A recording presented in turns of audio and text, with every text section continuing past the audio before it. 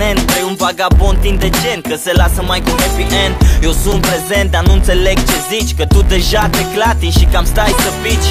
Hai cu mine la bar, la seminar, să-mi arăți cum să golesc pahar după pahar. De fapt, dacă fac o socoteală, la bar ai mai multe prezențe decât la școală. Dar tu nu ții cont de lei grei, văd că dai cu ei de parcă nu sunt banii tăi. Încearcă să rămâi puțin prezentă și-ți dau titlul de cea mai activă studentă. N-o să vin cu flori ca altă dată, am să o pun pe albă ca zăpada, să aducă ciocolată, să o facem lată, la mine sau la tine. Să fie cum vreau eu, să fie bine, bine. Am o presimțire că mai e puțin și dimineața o să dai vina pe sticla de vin. Că fetele ca tine au potențial, promit că nu mai fac, dar se îmbată iar. Mie îmi convine, bineînțeles, să te văd așa detașată, fără stres, fără texte de alea cu subînțeles, că tu clar vrei mai tare, mai des.